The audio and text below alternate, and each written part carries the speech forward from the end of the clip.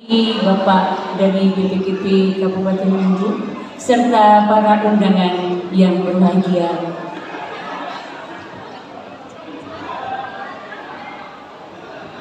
Pendidikan adalah modal utama membangun peradaban. Di pundak para guru, ujung tombak pendidikan diletakkan. Guru penggerak sebagai agen percepatan formasi pendidikan Indonesia. Merdeka belajar adalah impian kita semua. Namun, jangan hanya menjadi impian semata. Kita wujudkan dengan aksi nyata.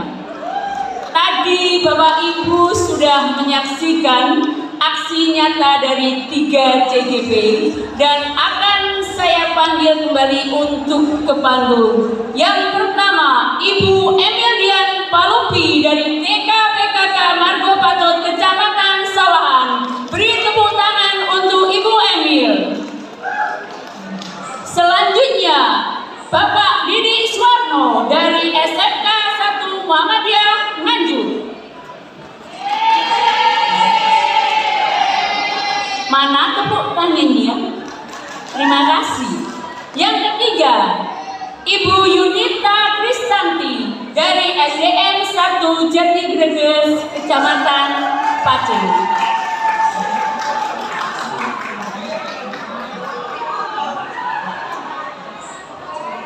Bapak Ibu, kita berada pada sesi review dan umpan balik terhadap aksi nyata yang tadi sudah dipresentasikan oleh Bapak Ibu 3 CGP yang hebat ini. Maka dari itu, dipersilakan dulu Ibu, Bapak.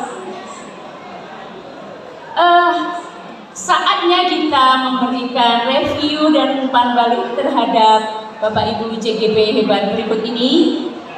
Masing-masing CGP nanti ada 3 review atau umpan balik. Kita mulai dari Ibu Emilian Palupi, silakan.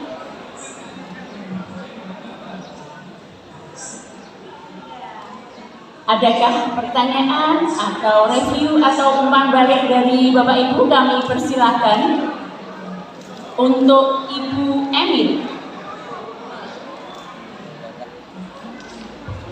Halo. Monggo silakan. Ya, kami persilakan. Ada. Ya, mungkin mikrofonnya Bu atau Bapaknya bisa maju. Monggo maju ke depan.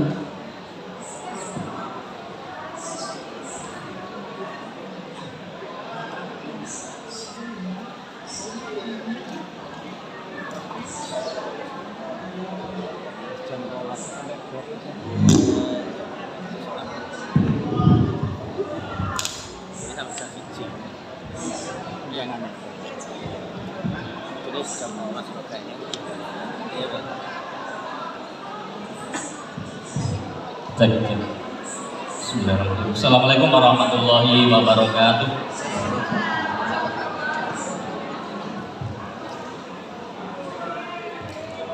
Terima kasih atas kesempatan yang diberikan kepada saya. Dari apa yang disampaikan Bu Emil tadi, saya sangat antusias dalam muri-muri budaya Jawa, budaya Jawi. Istilahnya sekarang ini banyak atau ada istilah wong Jawa ilang Jawa nih. Maka dari itu program dari Bu Emil tadi menurut saya adalah sesuatu yang luar biasa. Dari apa yang dipaparkan Bu Emil tadi dalam bagjanya tadi tertulis di dalam B-nya, buat pertanyaannya di sini tadi Bu Emil menyampaikan bahwa sejauh mana kecintaan pada kebudayaan daerah pada anak dan juga budaya mana yang lebih dikenal dan biasa dilakukan oleh anak. Nah, ini padahal dalam kenyataannya saat ini anak-anak itu lebih senang atau lebih bangga menggunakan budaya asing, menggunakan bahasa asing.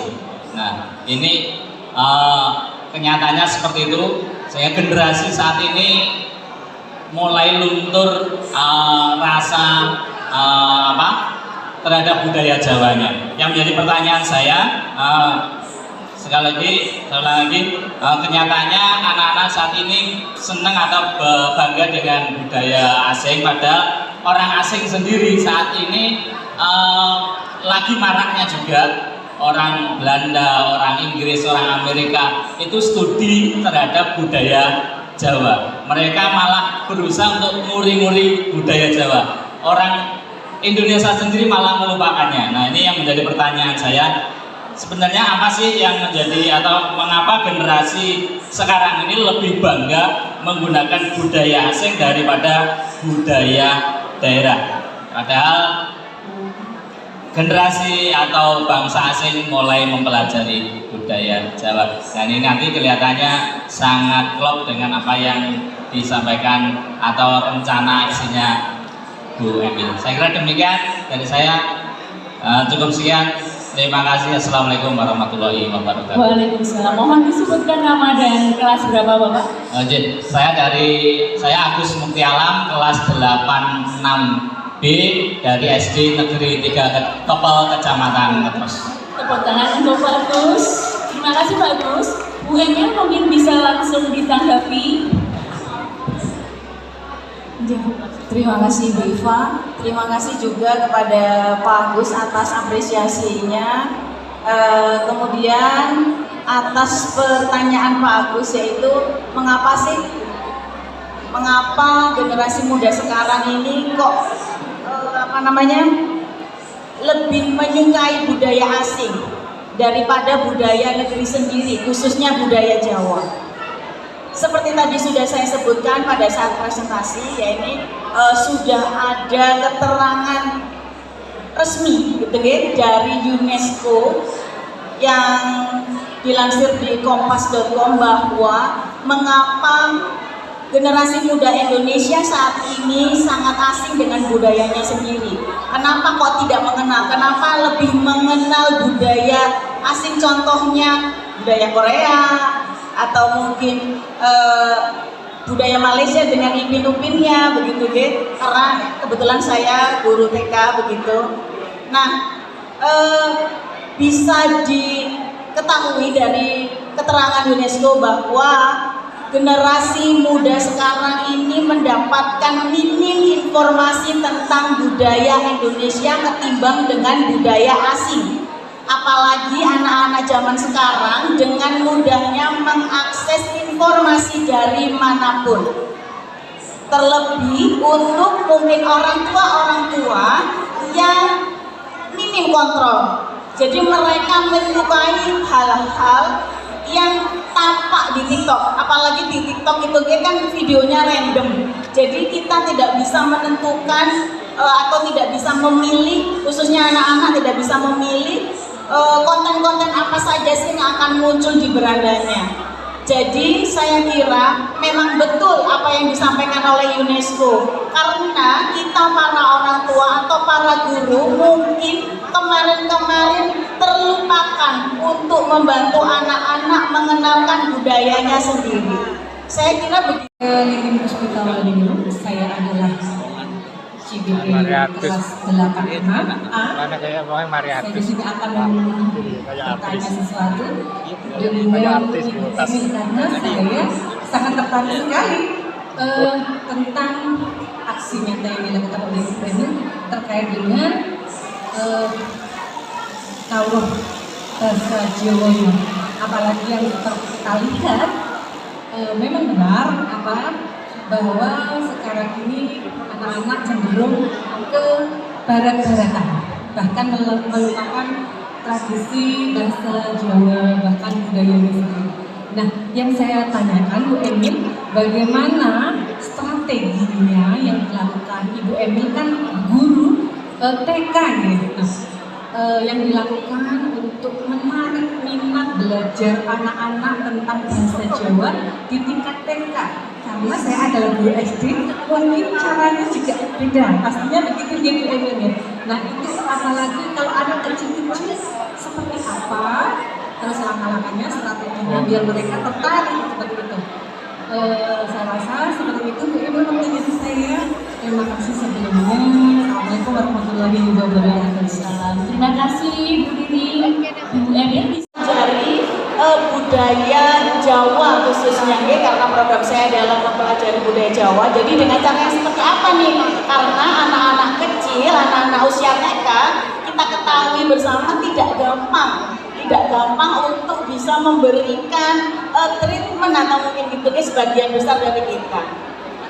Ibu Liring dan juga Bapak Ibu sekalian, karena TK termasuk pendidikan anak usia dini, maka sudah sepatutnya jika pembelajaran, pembiasaan, serta hal-hal positif termasuk budaya Jawa ini dimasukkan ke dalam pembelajaran dengan cara bermain. Bahasa Jawa bisa dikenal dengan nyanyian-nyanyian, kemudian permainan, kan banyak sekali permainan atau dolanan yang mungkin saat ini sudah jarang dimainkan oleh anak-anak, tetapi kita dulu pernah memainkannya. Nah, itu bisa dimainkan atau diajarkan kembali ke anak-anak kita gitu. Kemudian misalnya dengan membuat mainan wayang misalnya, atau membuat alat musik gamelan sederhana dari barang-barang bekas. Nah, seperti itu kira-kira strategi atau penerapan pembelajaran untuk memperkenalkan budaya Jawa kepada anak usia taman kanak-kanak. Saya tanyakan adalah bagaimana panjenengan bisa mengajak atau memotivasi, membujuk orang tua atau masyarakat untuk bisa berperan aktif dan mendukung dalam program yang akan panjenengan laksanakan ini. Terima kasih, demikian. Singkat, jelas, dan padat. Langsung Bu Ani silahkan ditanggapi untuk penanya yang ketiga. terima kasih Bu Iva dan juga Bu Anis. Terima kasih. Bu Anis tadi menyampaikan pertanyaan bahwa bagaimana sih caranya untuk mengajak warga sekolah yang lain, misalnya orang tua atau mungkin warga-warga di sekitar untuk bisa mendukung program Kabuja ini. Untuk mendukung program ini, sebelum program ini dilahirkan atau diinisiasi, kami menggelar yang namanya pemetaan aset, gitu, kemudian juga kita menggali mimpi. Pada awal tahun pelajaran, kita biasanya mengadakan pertemuan untuk membahas visi atau misi lembaga kita 1 tahun ke depan. Nah, pada saat itu kita gali mimpi dari orang tua, atau mungkin dari guru-guru, atau mungkin dari support system yang ada di lembaga tersebut. Akan dibawa kemana sih setahun ke depan anak-anak kita? Akan dibentuk seperti apa anak-anak kita? Anak yang seperti apa sih yang kita inginkan ketika nanti dia lulus dari TK? Nah, dari situ muncul dari mereka sendiri, dari orang tua sendiri, dari guru sendiri, bahwa mereka pastinya menginginkan anak-anak yang pintar, berkarakter, berbudi luhur, dan di dalamnya yaitu bahwa anak-anak menghormati orang tua serta juga budayanya sendiri. Jadi tepuk tangan yang luar biasa. Semuanya mohon tepuk tangan luar biasa untuk Pak Didi.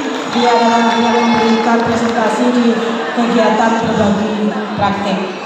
Sebelumnya saya ingin tahu dari SMK Muhammadiyah 1 Pak J. Bapak dan Bapak Kepala Sekolah SMK 1 Muhammadiyah ada tidak? Tadi ada Bapak? Harusnya Bapak. Oh, datang. Luar biasa memiliki anak asuh atau anak apa Pak? Ya, anak buah yang luar biasa seperti Pak Didi. Pak Didi, saya sangat setuju terhadap presentasi yang panjenengan tampilkan tadi, sangat luar biasa, sehingga membuat saya betul-betul program dari Pak Nadiem di pembelajaran diferensiasi ini sangatlah luar biasa. Untuk itu saya hanya ingin satu saja ya, terkait dalam pelaksanaan pembelajaran berdiferensiasi. Mungkinkah ada hambatan-hambatan atau kendala di SMK 1 Muhammadiyah di dalam panjenengan melaksanakan kegiatan tersebut? Terima kasih, saya akhiri. Wassalamualaikum warahmatullahi wabarakatuh. Terima kasih Bu. Monggo Bapak. Siap. Terima kasih. Sebelumnya saya sampaikan kepada Bu Siti Rokaya kaitan dengan pertanyaan berkenaan dengan kegiatan berdiferensiasi Bapak Ibu sekalian. Tadi sudah saya sampaikan dan juga sudah ada cuplikan kaitan dengan video yang saya tampilkan.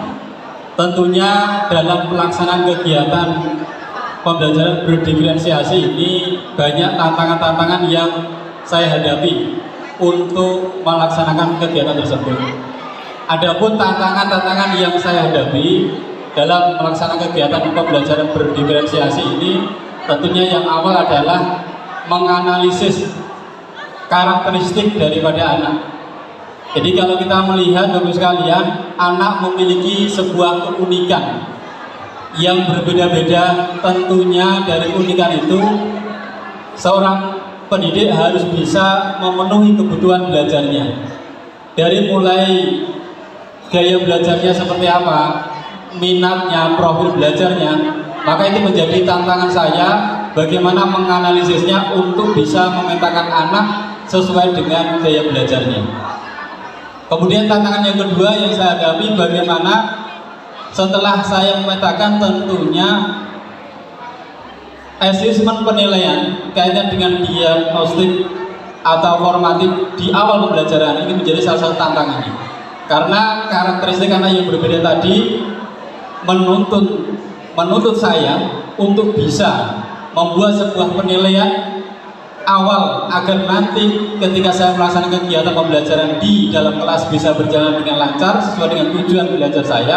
Maka penilaian yang nanti saya lakukan, asesmen awal itu harus benar-benar nanti mewakili hingga kemudian nanti treatment yang saya lakukan dalam pelaksanaan itu berjalan dengan lancar. Dan tantangan yang ketiga yang saya hadapi ketika melaksanakan pembelajaran ini adalah bagaimana seorang guru dituntut untuk bisa multi sumber, nanti menyediakan sumber belajar yang cukup banyak karena kita harus bisa memadai kebutuhan dari anak. Ataukah multi metode apapun yang nanti akan kita berikan, karena memang sekali lagi anak memiliki cara yang berbeda dalam belajarnya dan saya yakin anak punya potensi. Maka kewajiban kita dari potensi itu kita kembangkan dengan sebaik mungkin. Untuk itu seorang guru dituntut untuk bisa melaksanakan itu. Dan saya yakin melalui CGP ini saya dan panjenengan semuanya akan membuktikan bahwa kita akan bisa mengantarkan putra-putri terbaik bangsa ini untuk mensukseskan atau mewujudkan potensi yang terpendam di dalam dirinya. Mungkin itu. Bapak Ibu, karena padatnya